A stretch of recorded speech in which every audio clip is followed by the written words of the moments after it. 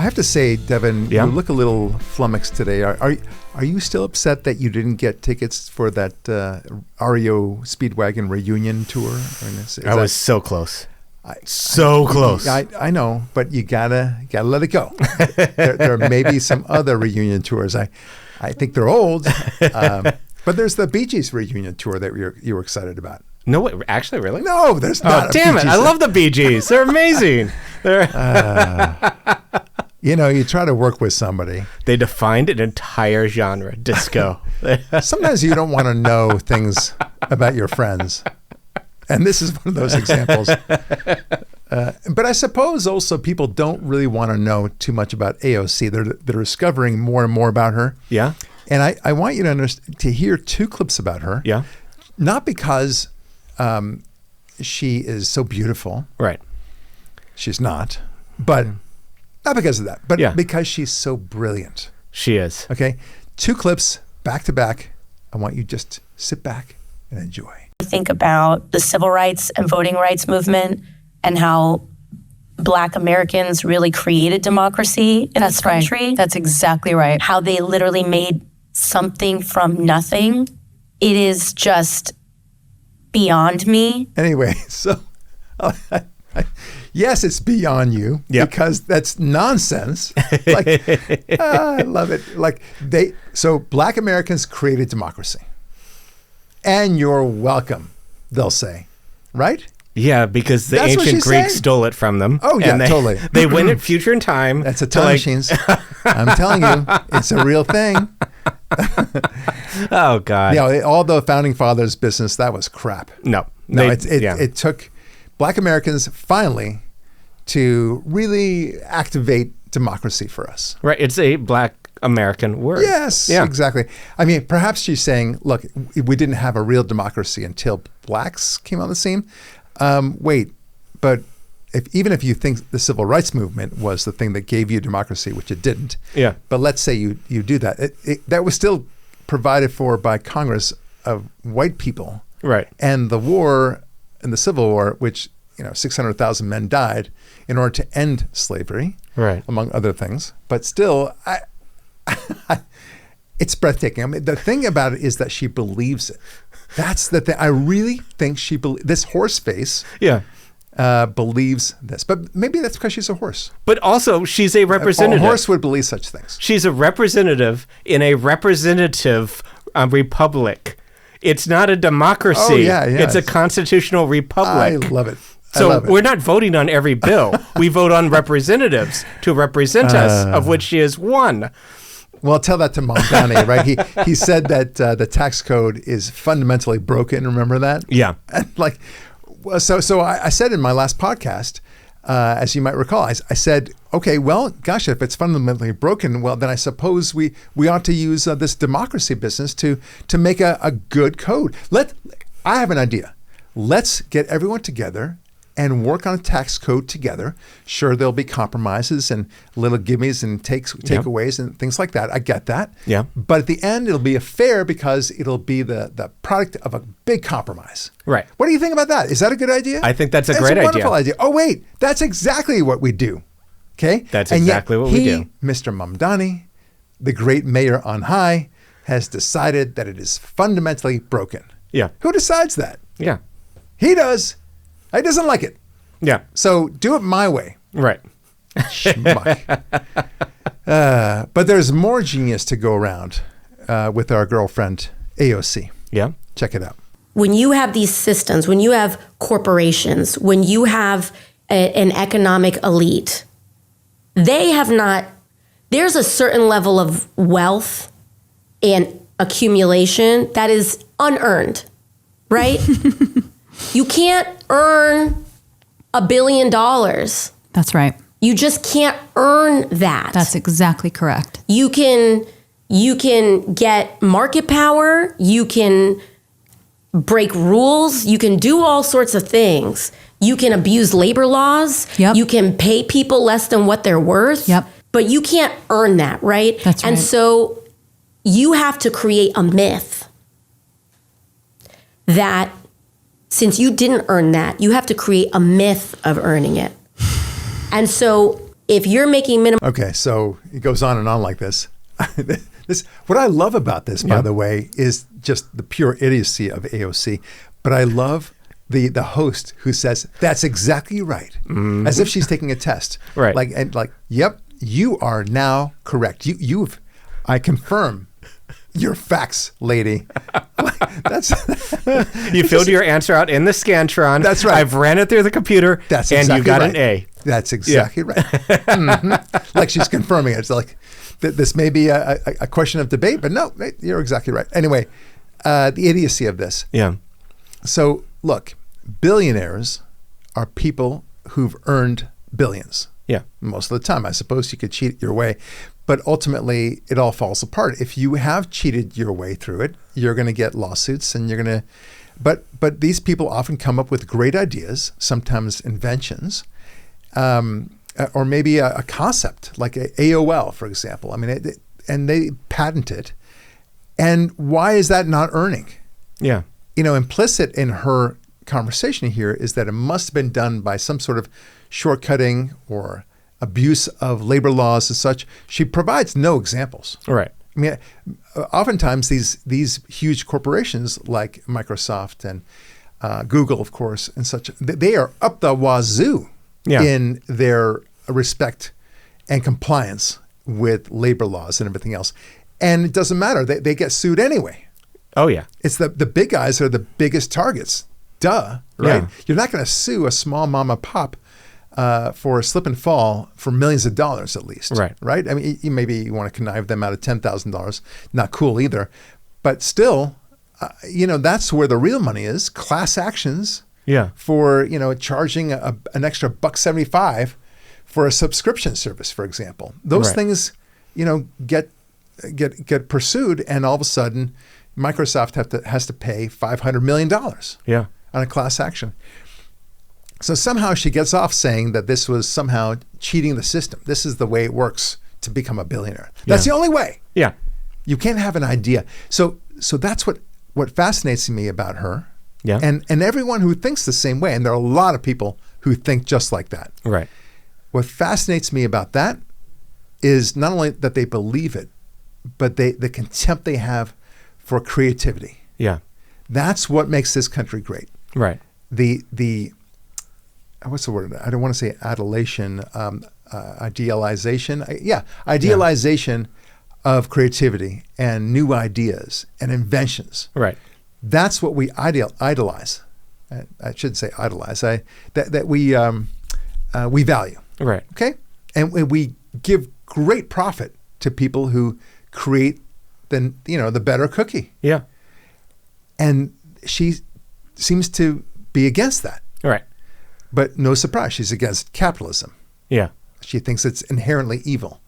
So she has to demonize it by saying that there is no such thing as a billionaire who's earned the money. Yes, there is. Yeah. Yes, absolutely. If you're a singer, Paul McCartney, I love the Beatles. They're amazing. Anyone who knows me knows how much I love the Beatles. Yeah. I'm sure he's a billionaire. Oh, yeah. Okay. Oh, yeah. Yeah. And most of his billions come, in fact, I'm sure, the vast majority of it comes from his fantastic music. Yeah. Both with the Beatles and after the Beatles. And every time somebody plays his song, ka-ching. Right. That's the way it works. Yeah. He's earned it. Yeah. And some things are more valuable than others. I get it.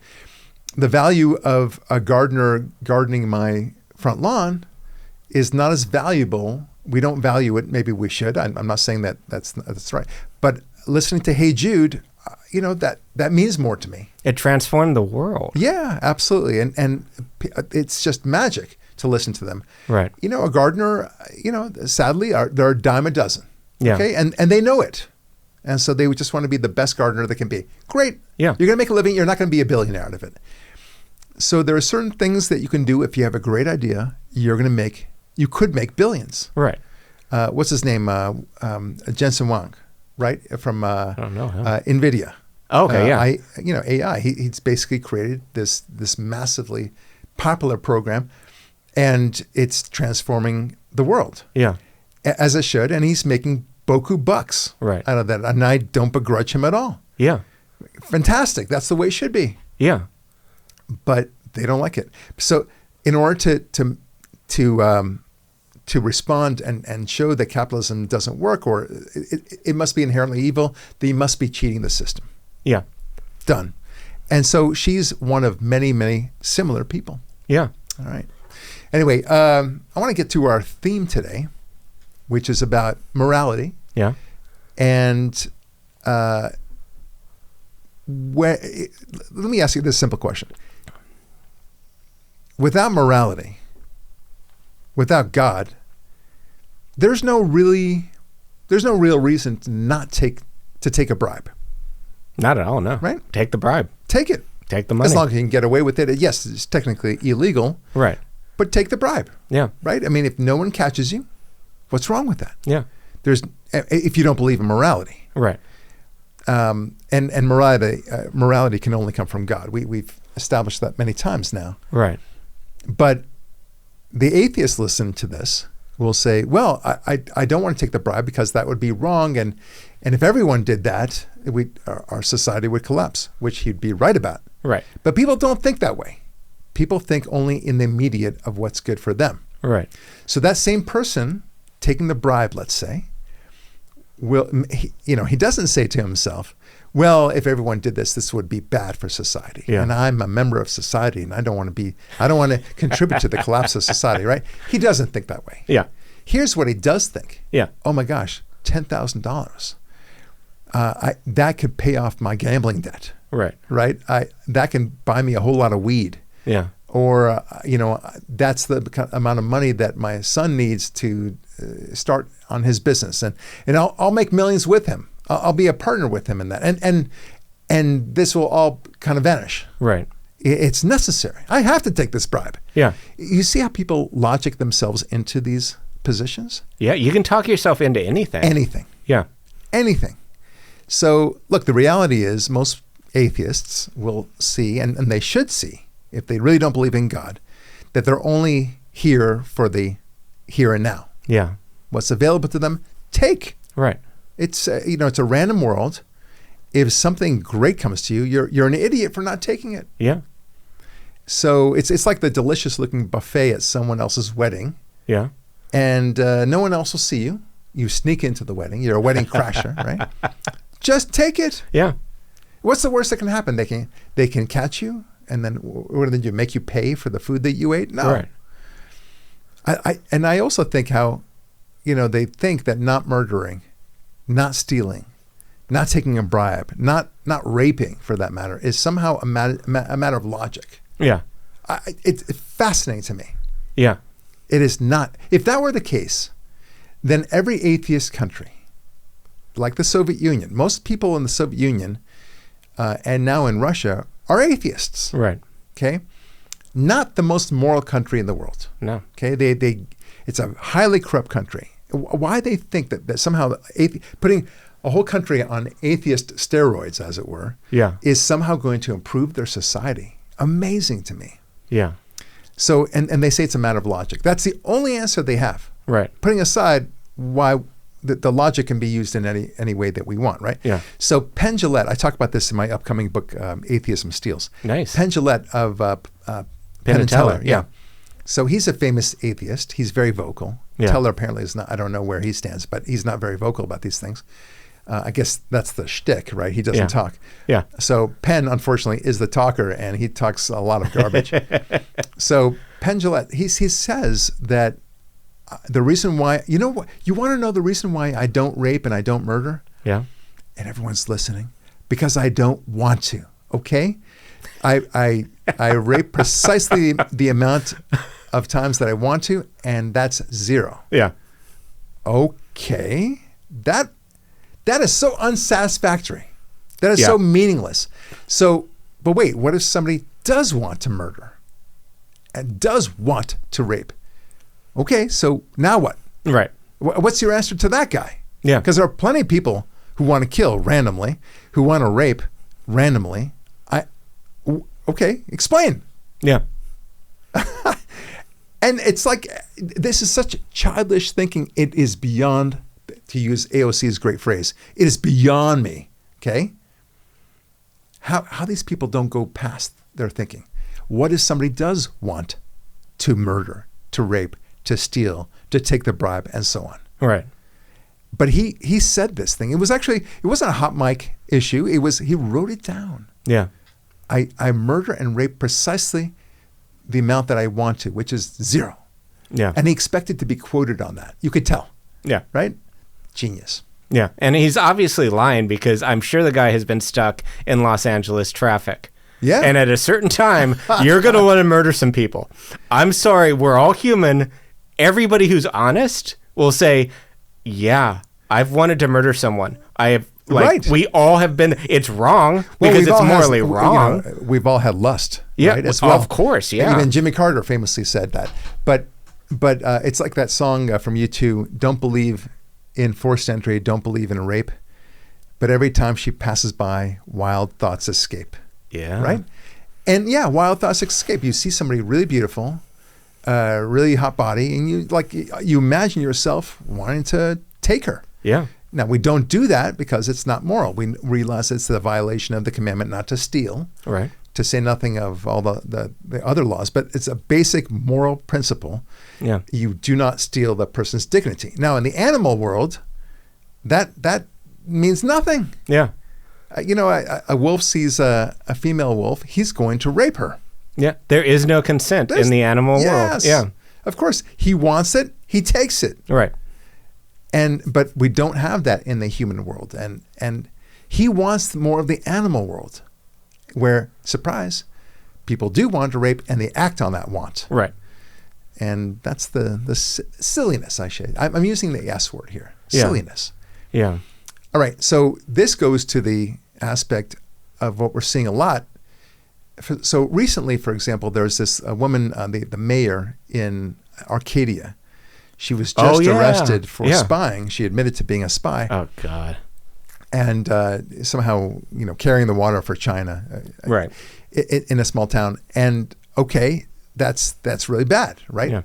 You will never hear about this from the Democrats. They will go poof. Yeah. It won't mean a thing. No. Okay? But if a white cop beats up a black man, even if the black man was doing horrible things, it's going to be on the news forever. Yeah. Okay? It'll be assumed that he did so for racist reasons. Yeah. They can't wait. They're what is it? Smacking Biting their at lips. the chop. Yes. Chopping at the bit. Yeah. So that they can parlay this and talk about it all night long. Right. Okay. But when it comes to spying, which is really damaging, and the woman admits it. Yeah. Stuff. Yeah. It's like, how bad could it have been? Right? Even if it was super bad, they don't want to talk about it. So we've got that woman. We've got Eric Swalwell. Yeah. Who, of course, has slept with a Chinese spy for years. Yeah. And he remained a congressman. Yeah. It's amazing. And he only got busted because he got caught up in a Me Too situation. Yeah. And that the world cares about. Right. And they should care about it. I get that. I mean, he was a horrible man and did sexually assault and do all sorts of horrible games with women. And that's bad. But I think it's also very bad that he slept with the enemy. Yeah. And we should be digging into that. Right. Like, what were you doing, Eric? Yeah. Same thing with Tlaib, who recently said, I think a week ago, that she openly admitted that she's helping the Cuban government to get oil.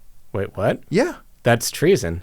Isn't that pretty openly? Thank you. Yes, exactly right. I didn't hear that one. That's crazy. She's very proud of it. She's doing whatever she can, working with other governments to make sure that they get around the American blockade and that they are able to do something. But it's so hard, she says. Yeah. Amazing. It's just, yeah. Well, I mean, that's the problem when you live in an increasingly amoral society. This is the logic that people engage in. They feel, Tlaib, for example, feels that, well, I don't care what the president does. I don't care what the agenda of America is. I've got something different to do. I'm going to go against America's interests. Right. So if and I said this last week, if, for example, during World War II, we decided, or somebody, Tlaib or somebody like her, decided that I don't like, the fact that the Germans are suffering. Yeah. This is already after 1944 when America was already starting to win the war. We've got to help the Germans and fight against the Americans. Yeah. Because it got to give them a leg up. All right. So we're going to tell them, the Germans, of our D-Day invasion plans. Yeah. Okay, because we don't want the Americans to win. At least, certainly not that fast. All right. So what's wrong with her saying that? What's the difference between what I just said about Tlaib helping the Cubans and Tlaib doing something similar, or anybody doing something similar with the Germans stopping D-Day Yeah. or leaking D-Day information? Yeah. Amazing. Yeah. There's no difference except in size, maybe. Right. That's it. Yeah, and it's just being a traitor. Yeah. And that's somebody who cheats in their marriage is a traitor. Yeah. And someone who cheats against their country and tries to undercut it. Yeah. It's your country. You have to support. You can disagree, but you have to work for it to do its best thing. Yeah. Ain't that the truth? Yeah. Well, I mean, look, it's treason, but there's a moral sense to it. I think I say this in Atheism Kills, that you cannot have a functioning society where you treat the infraction, the infraction of killing somebody as a mere infraction. Right. That you put it on the same level as, let's say, speeding. Speeding at a very high level, 100 miles an hour in a 60 mile an hour zone. That's bad, but that's not murder. Right. But if you treat the same, it's just another infraction. If I went 100 miles an hour, okay, and I'm worried about getting caught by a cop, I worry about it. But then as soon as I get off the freeway and I haven't been caught, do I think anything more about it? Do I go home at night? Man, I went 100 miles an hour at a 60 mile an hour zone. That was really bad. And you have overwhelming guilt about it for the next year. No, you won't. Of course you won't. All right. You got away with it, and it's no big deal. Yeah. And you might say to yourself, I shouldn't do that. That was kind of reckless. And I was lucky that I didn't get in a car accident. That's the worst that you'll feel. But you won't feel this guilt. If you kill somebody, you should feel this overwhelming sense of, I have violated the universe's laws. Yeah. The balance of the universe. I've created a tear in the fabric of civilization. That's what you would feel. But too many people don't feel that anymore. And I think treason would be one of those tears in the fabric. That's the feeling you should have. If you took some money from the Chinese government or whatever enemy government, and you now are working against your government, and you take the money and now you start supplying the Chinese with information, you should feel that overwhelming sense of guilt. And my point is, I don't think people feel that overwhelming sense of guilt at all anymore. And that's what happens when you don't have God in civilization. Yeah. It has to happen. Yeah. And these are the examples I'm giving. Right. Swalwell, that mayor in Arcadia, and Tlaib. Yeah. And there are many more. That they're working with the Chinese government, doing secret deals, whatever it might be. Yeah. And then you've got the social media folks like Tucker Carlson and Candace Owens, Steve Bannon, and God knows who else. Yeah. Okay, so they are carrying the water for Iran and for China and Russia, perhaps. Yeah. I'm convinced that just based upon what Tucker Carlson is saying, that maybe it's my opinion, maybe there's some money flowing there. Yeah. He's certainly acting the part. Right. I don't know that for a fact, but he's acting the part. Yeah. And same thing with Candace Owens. Yeah. Don't know. But it's weird how they turned on their opinions. Suddenly, they were super pro-Israel, super pro-Jewish, and all of a sudden now they're questioning whether Jews have a right to live in Israel. Yeah. And then all Jews should take a genealogy test. Wait, it's what? amazing. They're saying that? Yeah, a DNA test to check out their genealogy. Tucker Carlson, he said it himself in an interview with Mike Huckabee. Really? Yeah. Oh my God. So it makes you wonder, like, why the turn? Yeah. It can't just be for clicks. Right. He must be making a lot of money out of that. And, I know that he's already rich, but sometimes, it's weird how people think when it comes to money. Sometimes people don't think money that they have is enough money. They keep on getting more and more. Yeah. Talk about earning, right? Yeah. So, and Candace Owens, she's a wild sensation, and I'm sure she's very wealthy at this point. I don't know. Yeah, I think she's married to a really wealthy guy who might be connected to the royal family or some kind of English don't know rich guy or something. I just don't know. We don't know about that. I have no confidence that her switcheroo is organic. Right. Something else appears to be going on. I don't know. Yeah. Maybe there's some promises, but it would not surprise me at all that she was somehow influenced monetarily or otherwise. Right. Likewise with Tucker Carlson. Yeah. I don't know. They certainly act the part. Yeah. All right. Yeah, we talked about the mayor of Arcadia, but it's interesting how the liberals won't care about that spying at all. No. But don't worry, we have much more important things going on, such as the prospective arresting of ICE agents. Right, that's what Tom Steyer is calling for. Should he become governor? Yeah. Which is funny because Tom Steyer is a Democrat, and you would think AOC would recognize that he's a billionaire. Are you saying that he has not earned his money, that he cheated his way? How are you going to reconcile that? Yeah. Because there are a lot of billionaires on the Democrat side of the aisle. Yeah, they always keep some blinders on those Democrats who fund prosecutors and judges and all that stuff. And like on the Democrat side, and it's only the Republicans or the conservatives. Yes. It's always that. It's strange. So you've got Tom Steyer, he's a billionaire, and you've got George Soros, he's a billionaire. Yeah.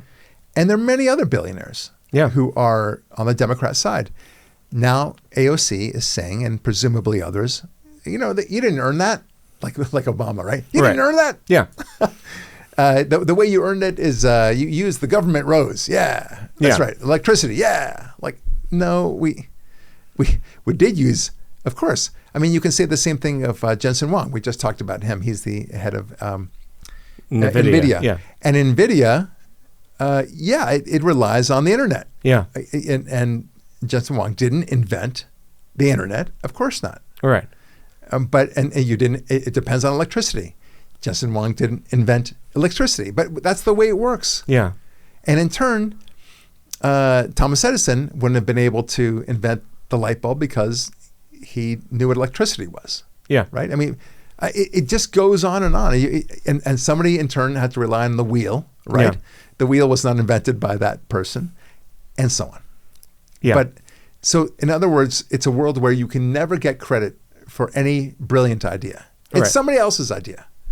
You don't deserve that money. Yeah. And yet they still love the benefits of all those ideas, right? Yeah. Somebody invented the car. Somebody invented the airplanes. Somebody invented the internet. Somebody invented, email. Somebody invented the telephone, and so on. It's very funny. Yeah. They want all the benefits, but nobody gets credit for it. Right. And they never ask, what would happen if I got exactly what I demanded? Meaning, in this case, nobody gets to profit from their copyrighted idea or from their patent. Yeah. Nobody gets to profit from that. Right. No intellectual property. Okay. Who's going to start inventing things? Yeah. Raise your hand. Yeah. And the world before America, they had very modest increases in inventions. Very modest. Yeah. It happened. The gun was invented and discovered, and improvements on the gun and such like that. But once you get into America territory in history, you get this explosion. It is an explosion too. Yes. Yeah. Especially in the mid 1800s. Yeah. That's when things skyrocketed. And that's precisely because of America and the value of intelligence and for that matter, intellectual property. Right. Every other country now is benefiting from it. They live off of Americans' teat, as it were. They're wearing our jeans. They're using our telephones. They're using our internet. Yeah. Our computers, our airplanes and cars, all the things, air conditioning, for the matter. There's so many things. And they're still angry with America. Yeah. Amazing. Yeah. They also take our culture. Right. And our medicine. Yeah. In my book, Keeping the Kids All Right, I go through this litany. Yeah. It is amazing. It is hard to find inventions that were not invented in America. Yeah. After 1850. Obviously, there were some inventions before 1850. But I'm not saying that there are no inventions outside of America, but they're few and far between. Right. Like Nokia, for example. Yeah. That cell phone. Okay. I think it was a Swedish company or a Finnish company, maybe. Like that, yeah. But, okay, not American. So what? Yeah. Okay, something. Right. That's nothing compared to the iPhone, Right. which was American, and Android and Google and all those things. You just can't compete, literally. And they don't seem to get that.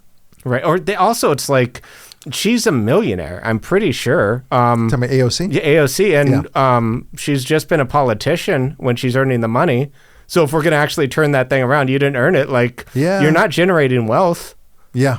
Like, I don't know how anybody gets millions or tens of millions of dollars being a politician. Yeah. That's kind of suspect. Oh, of course. You know? Well, yeah, and she's going to claim that she earned it. Yeah.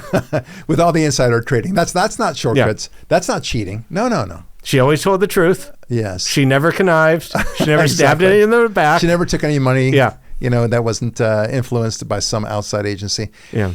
And here's the thing. It's funny. Like, I know it's a little off topic, but this is kind of a fun point. Everyone thinks like AOC in the Democrat Party. Yeah.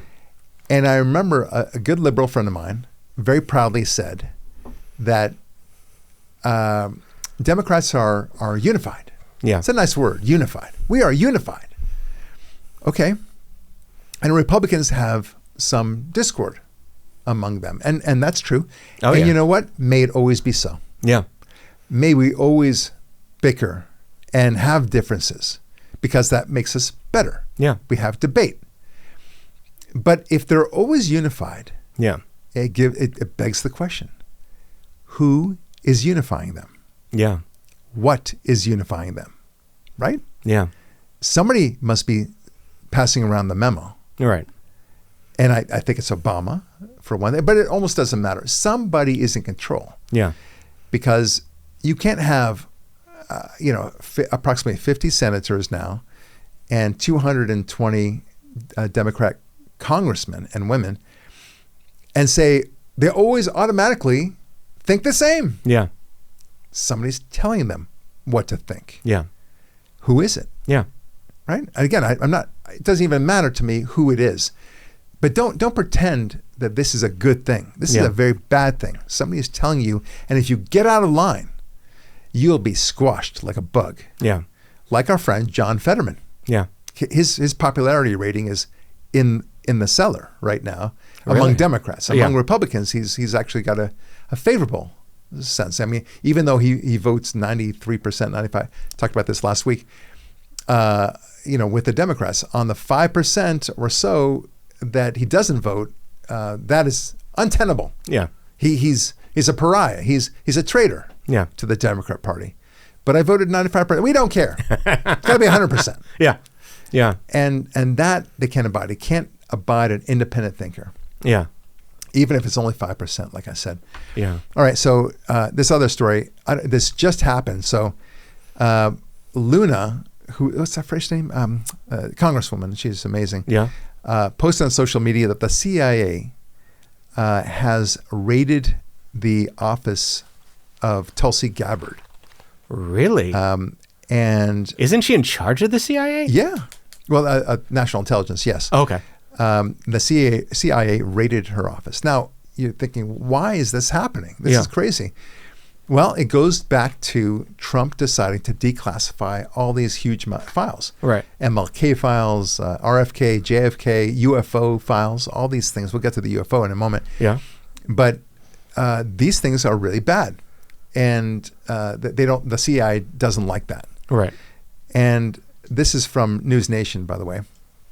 The reason why this is troubling, there was an executive order that the president directed the full declassification of JFK, but then also to the MK Ultra files, famously the CIA said that all documents were released and other documents had been destroyed, but it turns out no. Really? So these were allegedly documents that apparently never existed. This is according to Luna. And the fact is that CIA just doesn't have jurisdiction to work against the executive order. Yeah. This is, again, like Mamdani. He doesn't like the tax code, so he's decided to change it. Well, I'm sorry, you have to live with the tax code. This is a democratically devised code, and you have to live with it. It's not perfect. Yeah. But no law is perfect. But the CIA now decides that it doesn't want to live with Trump's executive order. Very dangerous stuff. It's internally inconsistent. Yeah. So she, meaning Luna, has worked to investigate on the CIA's MK Ultra program, which is very, very challenging. This is the stuff like the LSD program that they infused and everything else. Yeah. Very, very bad stuff. So while some files have been released so far, they're raiding her to make sure that she can't release these files. That's what's going on. That's my opinion. Or that's interesting because, like, I think she has a classification level that the CIA might not have the level of clearance to actually see the documents they're raiding. Isn't that funny? Yes. Well, that's a very interesting point. Like, because the CIA, just because you're CIA, and like the guy who's going to raid it is not in the office, like, I don't know if you have that ability the clearance level to get that document either. That's true. It's, we're in a weird time where there's a war going on that we don't even know. We just see little glimpses of, Yeah. All right. So remember that time we talked before about Iran and Israel? Yeah. So a lot of things are going on now. Yeah. Trump is super good at re-emphasizing over and over again that Iran can never have a nuclear bomb. It's that basic. Right. Giving a bomb to Iran is like giving the bomb to the Joker in the Batman movies. Yeah. And he can easily deploy it somehow. Yeah. Except that Iran is a country full of jokers. Yeah. And that would be a very bad thing. No. So Iran, during the ceasefire, was doing nothing but executions, using the time to execute, to arrest, and to raid, and doing, just random killings on the street. Oh, God. When they come back to us with a response to our proposed peace deal, it was insulting. Yeah. We presented them a proposal, and they said, we are thinking about it. We're seriously thinking about it. We are very close. And they came back, and it was just a big lie. It was an incredible insult to us. We wasted our time dealing with this.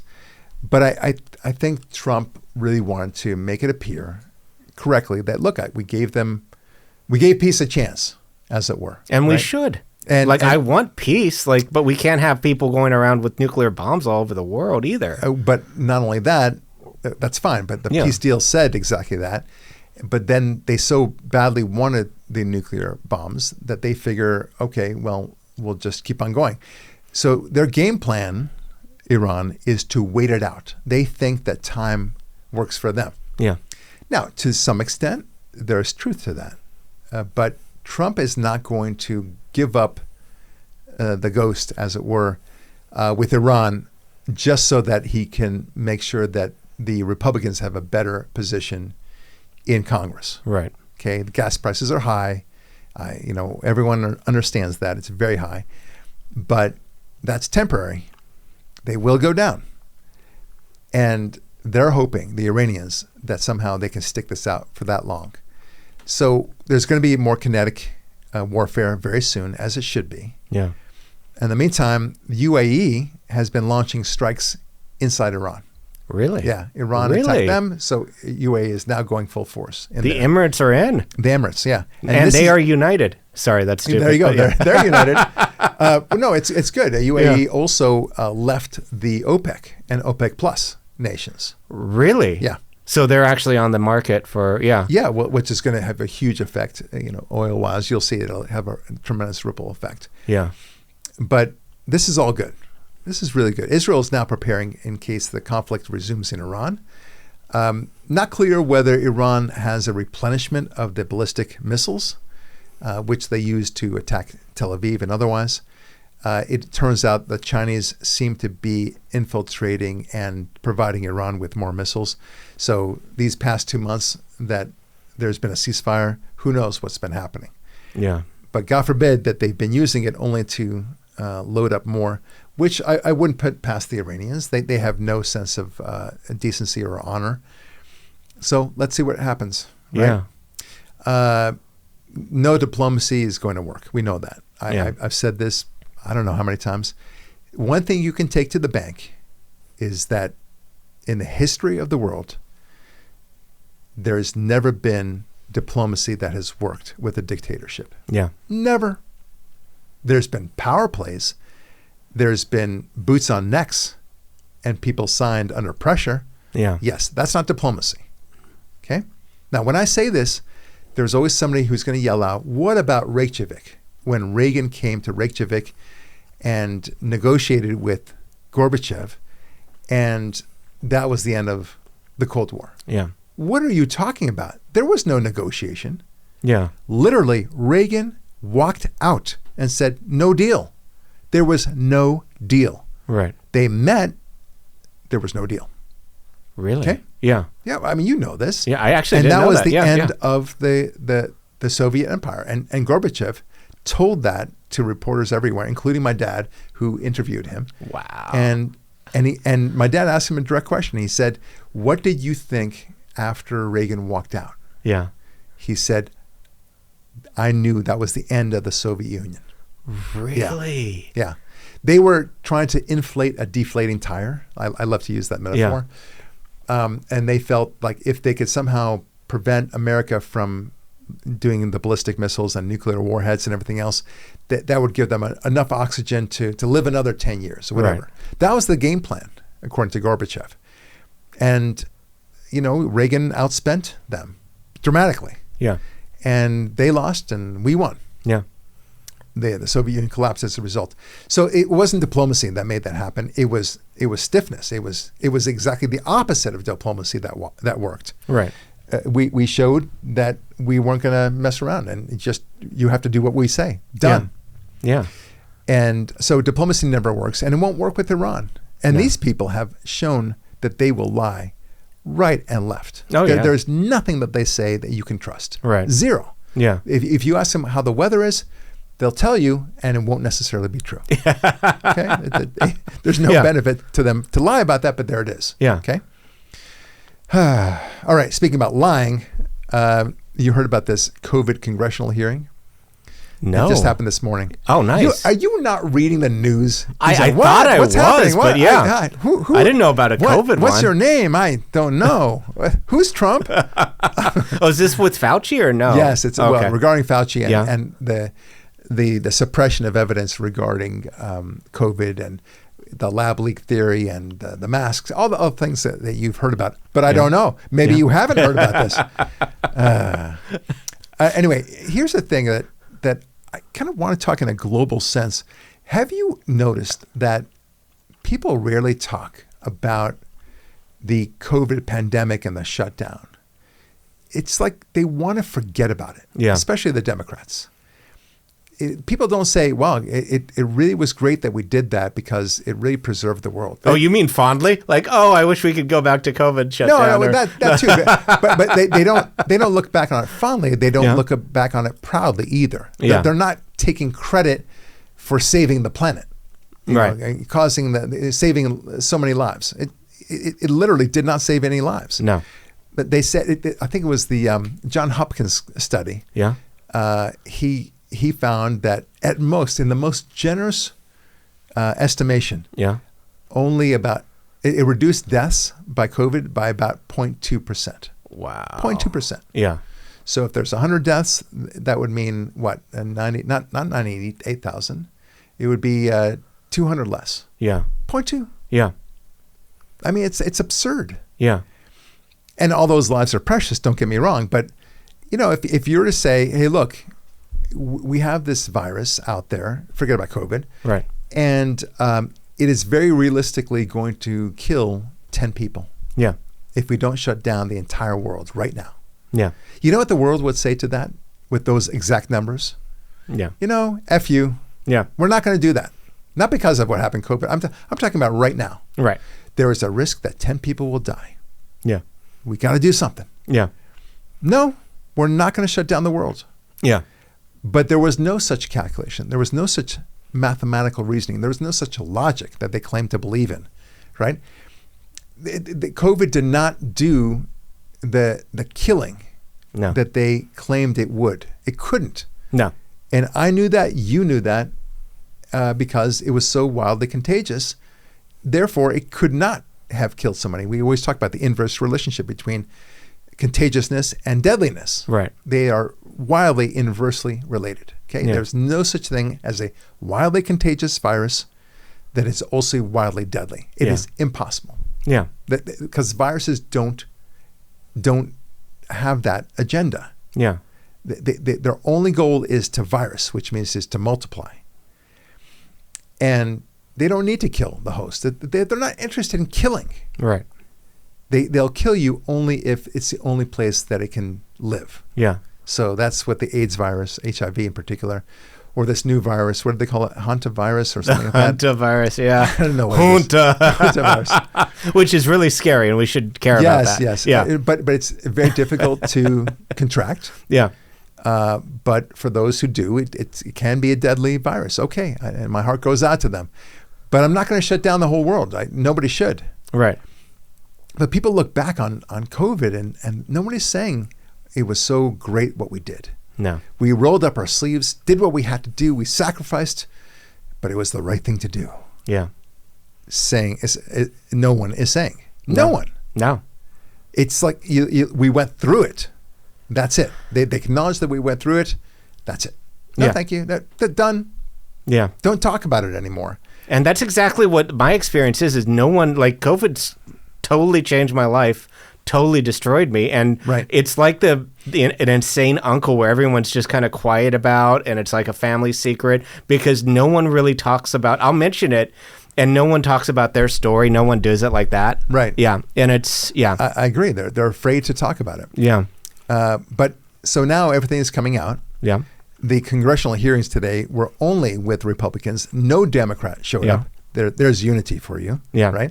Because they wanted to boycott it. But of course, we were able to now talk about it, without any interruption, without any speechifying or filibustering. Right. And so much information is coming out now, and we now know that all of it was BS. Yeah. All of it. And the lab leak theory, the gain of function issues, how Fauci was paid and paying off government funds, and it was so dirty. Yeah. This whole business. Yeah. And clearly lying to the American people about the masks. We know about that. And then, of course, inventing out of whole cloth the whole 6 feet distance thing. But somehow it was okay. Yeah. And Biden, as you know, pardoned Fauci as Biden was leaving. This is after it was clear that Trump had won and he's going to be the president-elect. Okay. But now what? Yeah. So he pardoned Fauci. Now Fauci, yes, okay, there's some arguments against that. But let's say he's fully pardoned and there's no way you can go after him because Biden pardoned him. There are pen issues and everything else. But let's just say, okay, but you can still get Fauci on the stand. Yeah. He has to testify. Yeah. He cannot invoke the Fifth Amendment. Do you know that? Yeah. Yeah, if he has immunity, he's not testifying exactly himself. Right. There's the answer. Yeah. If you have immunity, you must testify. But and if you refuse to, you go to jail. Yeah, and if you lie, that's perjury that happened after the pardon. It, sister. Yeah. You know it. He prefers that I call him sister now. I don't know why. I'm just trying to honor his wishes. Yeah. So Mamdani, your pal. Yeah. We talked what about, a great guy. Him before. Yeah. Brave. So do you remember that time, like, I don't know, it was a long time ago. Yeah. It was last week. Yeah. Super long time ago. Where we talked about Mamdani announcing his pied-à-terre tax. Yeah. To have the rich pay just a little bit more. Do you remember that? Yeah, they should. Yeah. Yeah. Yeah, those rich bastards who don't earn their billions. Yeah. Well, now he's announcing, I've rethought that. No more. Yeah. He totally backtracked. So this is what happens when people with no actual world experience, no understanding of economics or finance, and for that matter, no sense of how money works at all. Right. This is what happens when they're given a lot of power. Yeah. He's the big idea guy, right? Yeah. So it's like I don't know. It's like when kids get together and they try to, figure out the world. Yeah. Right. They have no idea, but it's Right. like 2 5-year-olds, kind of convincing each other of the way things work. Yeah. And one will say, "Well, I think babies come from storks." Yeah, that's what I heard too. Let's run with that theory. And they've decided for us what the science is of baby making. Yeah. Interesting. One thing I think about Mamdani that I think is good is he's shown himself not to be a true believer. He's a scoundrel, but he's not a true believer, which means New York might have a chance because he will tick and go completely 180 for the betterment of New York. That would assume that he would be like Bill Clinton, who wants to get in front of the parade. Yeah. But he can't help himself. He's a communist through You and through. think he's a true believer? He's a true believer. Yeah. He really thinks that the rich need to pay their fair share, all that stuff. Yeah. He doesn't know what he's doing. He has no idea what he's doing now. So, yeah. And things are so bad now in New Yeah. York financially that Kathy Hochul, the governor of New York. That's like a bad joke. It's so bad that How Kathy bad is Hochul. it that she has to bail him out already with $4 billion. She's already bailing him out? Already bailing him out. Oh, He's my not even God. 6 months on the job. Yeah. And he's $4 billion.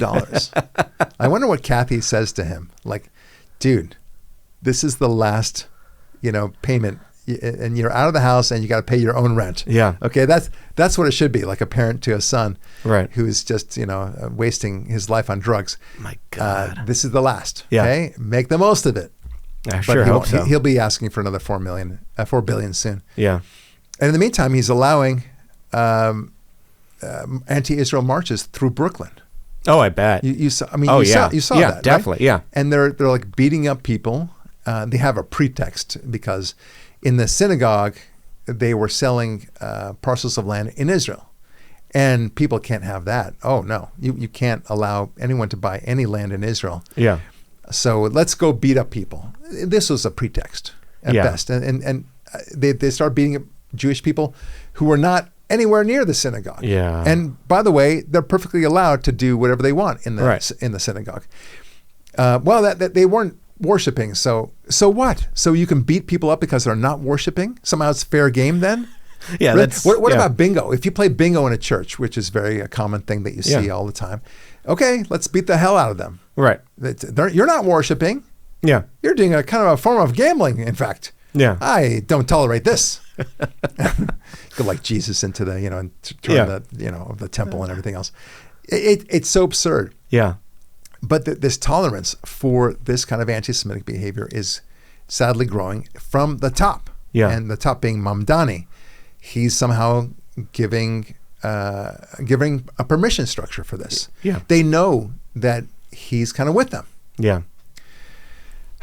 We need Harmeet Dillon of the Civil Rights Division of the FBI to Yes. come in and protect people. Exactly right. Because you can't Exactly do right. that. No, Yeah. it's 100% right.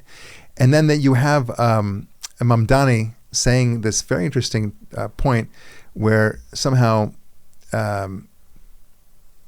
the Democrats no longer have ambition. He's very concerned about that, right? So take a listen to this. It's because it's a lot of fun to listen to his tone and how he just doesn't get it. But in each of these moments, working people have reached into the darkness and reshaped our democracy. No longer will we allow the Republican Party to be the one of ambition. No longer will we have to open a history book to read about Democrats leading with big ideas. Okay, so anyway, the point is he's saying that the Democrats are not ambitious anymore, Yeah. right? Only the Republicans are. Well, I wonder why they're not ambitious. Yeah. I mean, could it be that you sucked all the life out of them? Yeah. Could it be that you've told them that there's nothing, that the fix is in, that you can't buy a house? Everything that afflicts you is because of your race, or your gender, or your sexual preferences, or your height for that, or that matter, or your weight, Yeah. right? There's nothing you can do. America sucks through and through. Right. And then you expect them to be ambitious? Yeah. How does that work? Yeah. I mean, can you imagine raising a son and telling him how awful America is, that it doesn't matter if you go to college. Yeah. It's a waste. And because even if you get to the best colleges, you won't get a job after that. You won't be able to buy a house. And children are too expensive. Don't even try, son. Yeah. And then you say, but go out there and have some fun. Exactly, yeah. We really are counting on you to do great things, son. Yeah. No, you can't send these conflicting messages. And the Trump derangement syndrome, I think they're getting tuckered out of that. I think it's really kind of depleted them where they don't have any more anger to express because they've been so angry for so long. It's as if he knew, folks, what the next clip I was going to say was. Really? Yes. No way. Okay. Yeah. So Trump was talking about exactly this, TDS, and it's a fantastic clip. You got to hear this. He says that he's got the cure for TDS. All right, check it out. And the Democrats, well, they suffer from Trump derangement syndrome, to be honest. They don't even know what they're looking at. They can't even see straight. But I have a new way out. I'm going to propose something the opposite of what I want, and we will have massive amounts of legislation. No, just all I have to do is Genius idea. we will not build the wall, and they'll be back to the president. Diabolically No, I'm going to do it, Katie. We'll put it in. I think you're I'm going to go the opposite. Whatever is bad, I'm going to go for it, and they'll approve what's good, finally. No, they've got serious Trump derangement syndrome, which actually is a disease. I'm hearing it is actually a disease. It's an honor. Today we're also... Okay, so that's a fantastic point, right? Yeah, I love Trump. So it's amazing. But he's right. Yeah. I mean, there's an expression in Hebrew, which is dafka, which means just to spite. Yeah. Right? People do the opposite of what you want just to spite. So we say just dafka. Yeah. Okay. And that is what the Democrat Party does. Like no matter what Trump is for, they're against it. Yeah. So he says, okay, it's reverse psychology. Yeah. Like telling a kid, no, I want you to stay until midnight. Stay up until midnight. But shouldn't I go to bed at 8:30? No, absolutely not. But I want to go to bed at 8:30. Yeah. No, you're staying until 12. Yeah. Oh, no, I'm going now at 8:30. All right, fine. Yeah. So it's all that reverse psychology, and that's what he's talking about. And you know what? He's not wrong. No. And by the way, before he was saying this statement, it didn't come out of blue. He was talking about all the programs he said, all these great programs he did, and how the Democrats resisted every one of them, even though they made sense that you would think they would agree to it. Right. The same thing with the Democrats not standing up for people who were heroes in this or that attack against somebody in a school, for example. They won't stand up for even something as what you would think is bipartisan as that. Yeah. But that's the way they are. So whatever he's for, they're against. Yeah. Right. It's a form of rage, and rage means you cannot see clearly. Yeah. We talked about this, I don't know, a couple of months ago. I told you the story about the guy who chased me in his car because he perceived me to have cut him off. I didn't cut him off, but because he was going like a maniac. He was driving, and so I couldn't. I thought he was going a regular speed. He was going super fast. Right. And we're nowhere close to getting hit. Yeah. But he had to chase me, and even if I had cut him off, by the way, you can honk a little bit if you like. You maybe flash your blinkers and say, and maybe even give me the finger as you pass me by. Not a good idea. But this guy chased me. Yeah. And he didn't even know that he was being led right to the police station. Yeah. And it said, police, police, police. Right. And I rolled down my window to the police officer. This guy behind me is chasing me. And he continued to chase me. Yeah. So clearly, rage means that you will not see clearly. And that's what's happening. Yeah. And it's actually biblical, Devin. Yeah. The Bible talks about this. Yeah. And one of the greatest things that you can hear about a person is that he's slow to anger. Oh, that is nice. Expression, right? Yeah.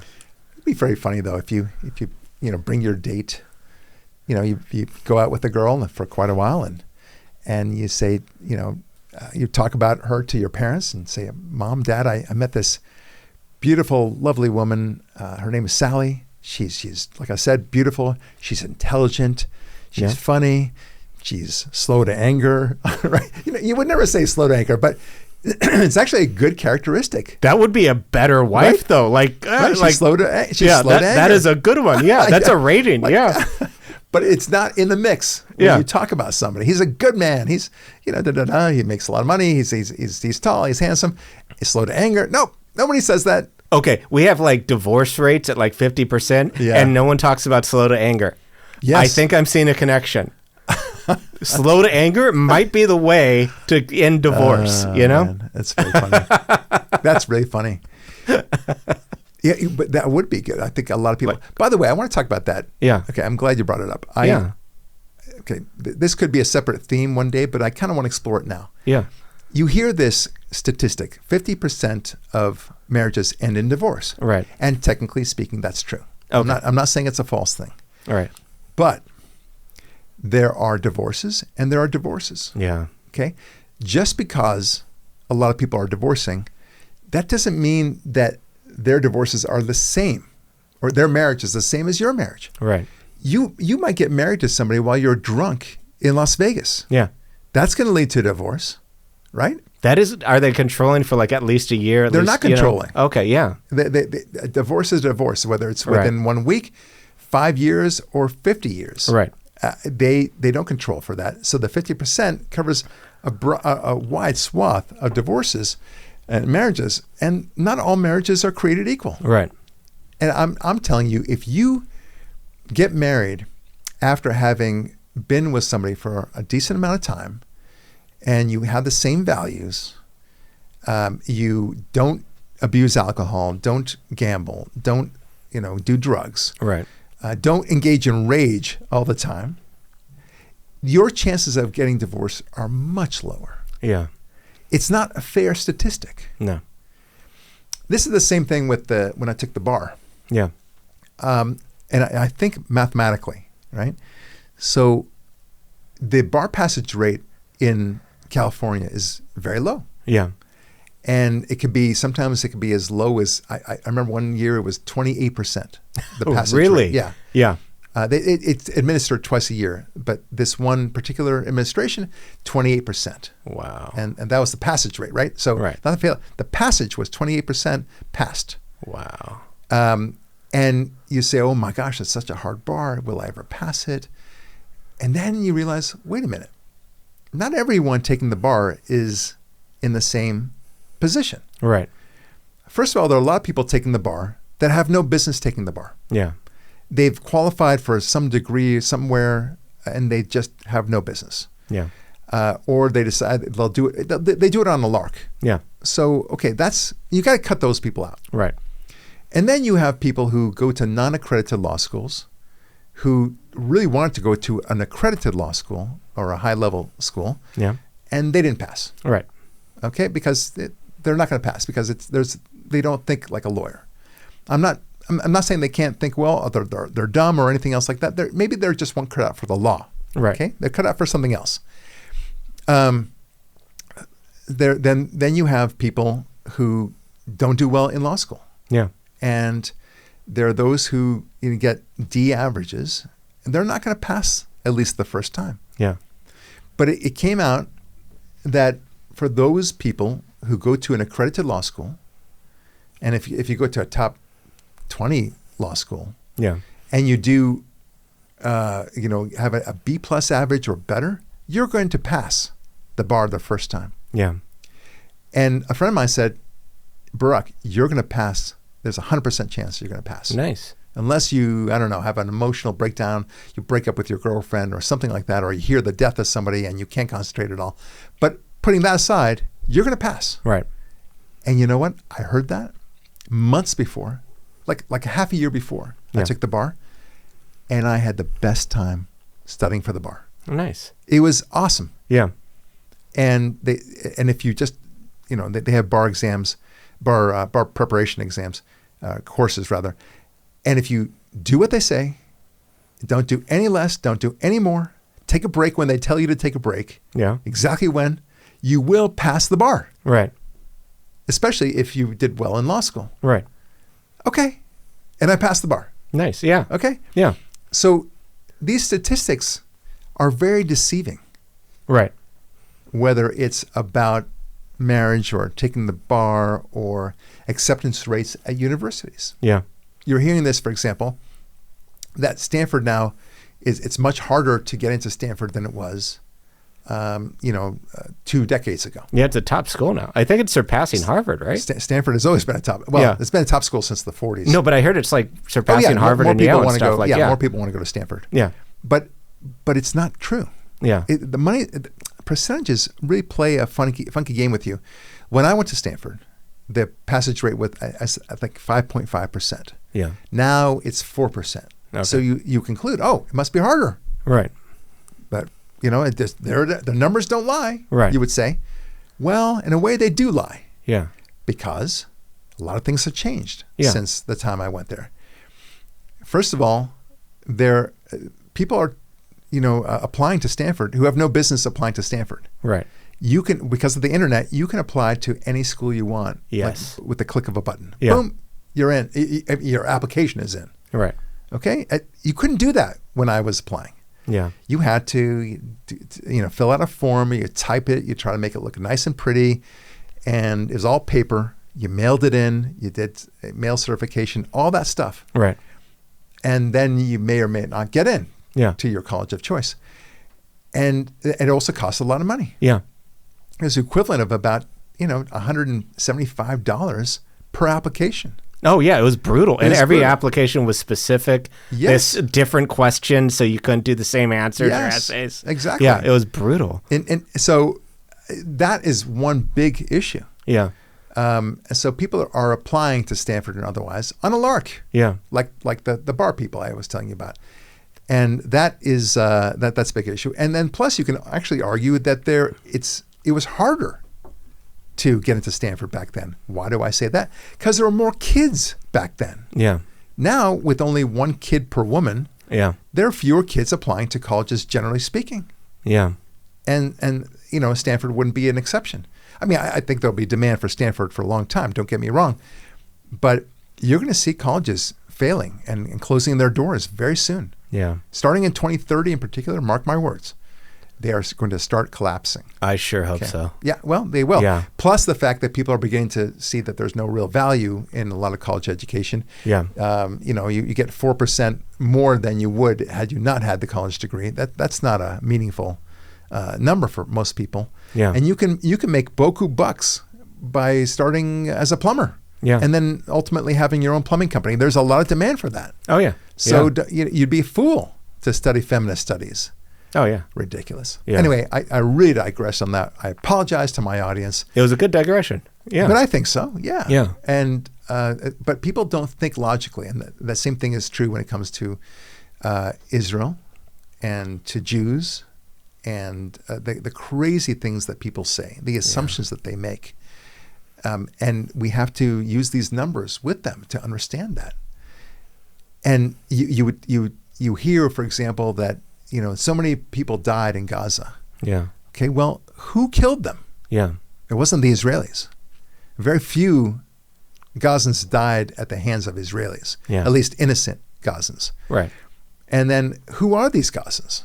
Most of these people are militant men of military age, or there are people that are being used as shields.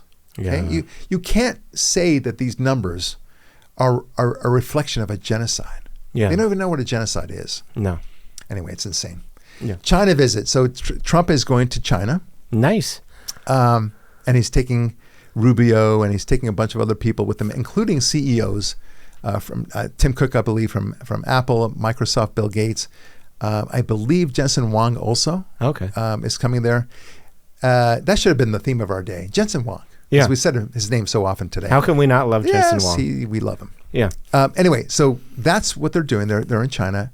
I guess they're trying to make some sort of arrangement economically to try to hammer things out. But the reality is that Trump is in a fantastic bargaining position when it comes to China.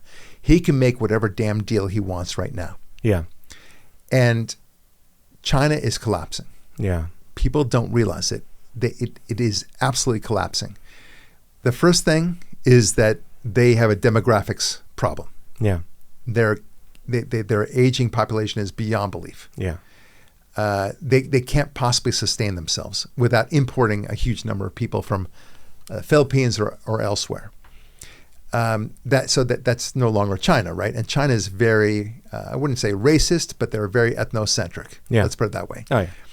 So China has to remain China. And if you have people from America, from South America, from the Philippines, like I said, or anywhere else, you're going to have big problems. You're not going to have a Chinese population anymore. And they worry about that. Oh, yeah. We don't worry about that. We love the melting pot. We don't care how fair-skinned our people are. No. It's not a requirement to be a white country. We don't think about it that way. Right. But China cares. And likewise, their infrastructure is a huge issue. Yeah. They don't know how to operate their economy. No. And because of that, that is slowly collapsing as well. And they've amassed all their power in the president. Yeah. What's his name? She. She. Yeah. And he doesn't know what he's doing. No. And they're afraid of him.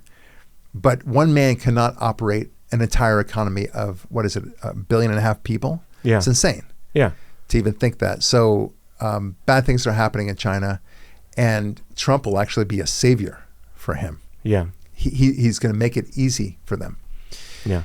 I love watching how things inevitably fall into place where they're going to fall into place, right? It's like a slow-moving train wreck. Yeah. That's what China is, right? You see it barreling down this mountain, right? You see this small village, and there's the end of the tracks right there, and you say, okay, I wonder what's going to happen. Yeah. The train hasn't crashed yet, Right. but it's going to. Yeah. It's inevitable.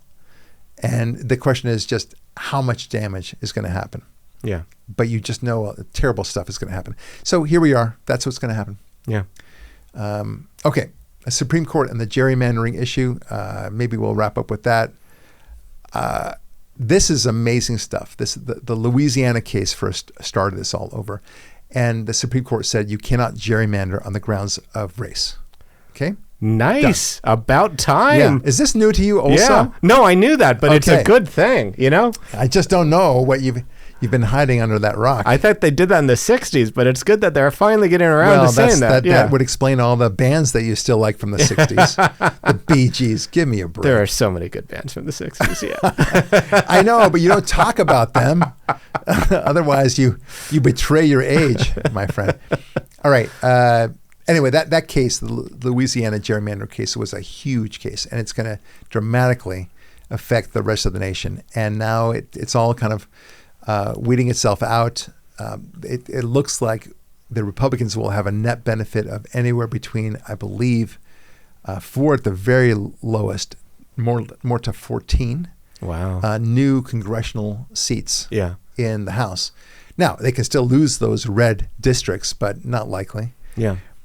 So that would mean that we'd control the House still, right, even after the midterms. That's great news for us. Now, the Democrats are wildly upset about this.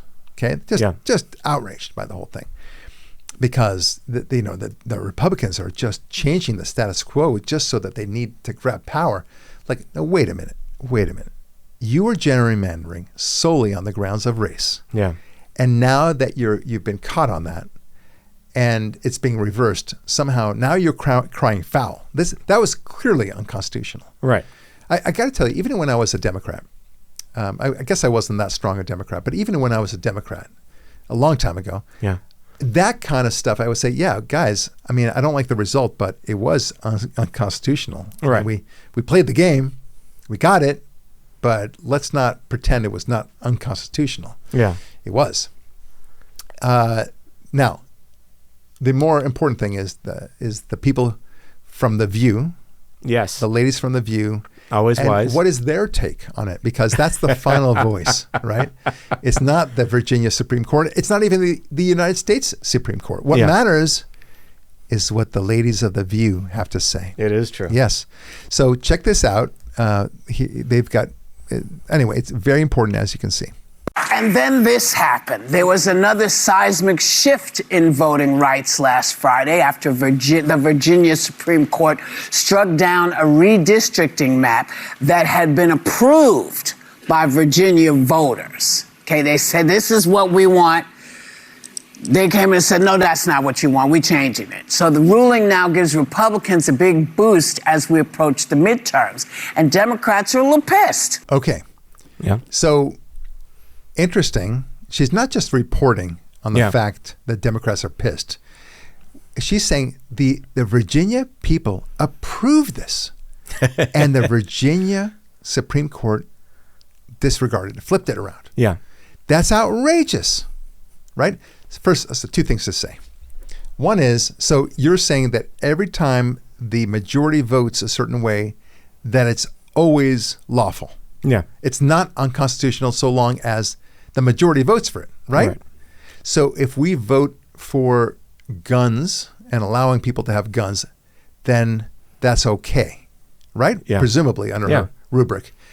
And if we vote to say abortion should not be legal at all in this or that state, that should be okay too. Right. Right? But that's not the way. They believe it should be a right for all the land, and every state should be forced to allow abortions on demand. Yeah. At any time during the pregnancy, for that matter. That's actually a really good point. Yeah. Right? Well, I'll give you a better point. Yeah. Remember Proposition 8? Was that the gay marriage one? That was the gay marriage one in California. But that didn't pass in California, did it? It passed overwhelmingly in California. Yeah. Largely due to the black vote, believe it or not. Oh, yeah. Yeah. That was Obama. They're very conservative in that department. And they said, no, marriage has to be between a man and a woman. Mm-hmm. Done. And that's the old days where people knew what a man was and what a woman was. During the primitive days where we thought there was only two genders. Boy, that was so embarrassing during those days. Yeah. And then we discovered 57 more. Anyway. Yeah. So it was overwhelmingly passed, and a district court judge in San Francisco, surprise, he was gay. Surprise. Oh, yeah. Found it to be unconstitutional. Shockaroo. And everyone agreed with him, and the liberals agreed with him, and then the California Supreme Court agreed with him, and then the United States Supreme Court agreed with him. So it's all good. But what about that? Whoopee. Yeah. They never think past their immediate impulse. Yeah. And that is part of the TDS, isn't it? Right? It's all about rage for them. What about a racist proposition, by the way? What if they said, okay, now, the polarity between blacks and whites is not good. We want to avoid people having fights in schools. So we're going to have a black school and a white school. Yeah. And that way, that will reduce any racial tension within any given school. And so that we're going to make that a law. Yeah. And everyone somehow agrees to that. Yeah. Okay, I don't think they would, but let's say they did. You would be okay with that? Whoopee? They would not. Yeah. Idiots. All right. I guess one last thing to talk about is Venezuela. I really want to point out something that nobody else is pointing out. Yeah. What about everyone having said that Trump's capture of Maduro was somehow reckless? Yeah. Remember that? Yeah. Oh, yeah. And it was the worst thing that could have been done. Right. It's the fascist takeover of some kind. We are destroying people that we don't like because they live south of the equator. That was, what's her name? Who said that? Was that AOC also? Probably AOC, yeah. So another genius move on her part. North of Ecuador, but south of the equator. That's right. Now that everything has been cleaned up in Venezuela, and we captured a very bad man, and we are making regular flights now to Venezuela, and we have some fantastic deals with this new, very supportive Venezuela government. No one's talking about it. Yeah. We're good. Yeah. And they don't try to undo it. No one's saying like, oh my gosh, this is a terrible thing that happened. It's like COVID. They just, or the uncle that you were talking about, they don't want to deal with it because it's clearly a success. And I think the same thing will be true when it comes to Iran. Yeah. They won't want to talk about it because one glorious day, Iran will topple. There will be hopefully a democracy-driven government or something very close to it, a much more favorable government to the United States, maybe like Venezuela. Yeah. Who knows? And they'll say, "Oh yeah, that never happened. Oh, we were supportive of it." Yeah. Or the reason why it happened had nothing to do with Trump. It would have happened anyway. Right. That's what they said about the Cold War, by the way. The wall fell because it was going to happen anyway. Yeah. Not because of Reagan. Yeah. Amazing. So these are the lies. This is the reason why the Democrat Party is in such big trouble. Yeah. Because they lie to themselves. They don't like inconvenient truths. They name their movies Inconvenient Truths. Yeah. They claim that we are avoiding these inconvenient truths. We, the Republicans and conservatives, they claim that we don't know what critical thinking is. Yeah. That we don't know how to engage in that. But they're the ones, the unity party, that doesn't think. No. They will just get in line, fall in line, and do whatever their puppet master tells them to do. Yeah. And yet somehow they're the critical thinkers. Amazing. Yeah. All right, folks. Such an interesting time. May the forces of good triumph over those forces of evil in Iran, and likewise the forces of evil in Lebanon. May Israel succeed. May America succeed. And may God continue to succeed in this wonderful country of ours. And I hope that you continue to like this show. Please, like and also subscribe to the Barak Lurie podcast and YouTube channel as well. Everywhere you see us, just like it. We really need your support. So, in the meantime, it's Barak Lurie signing off saying, God bless, be strong, and we'll talk with you next week.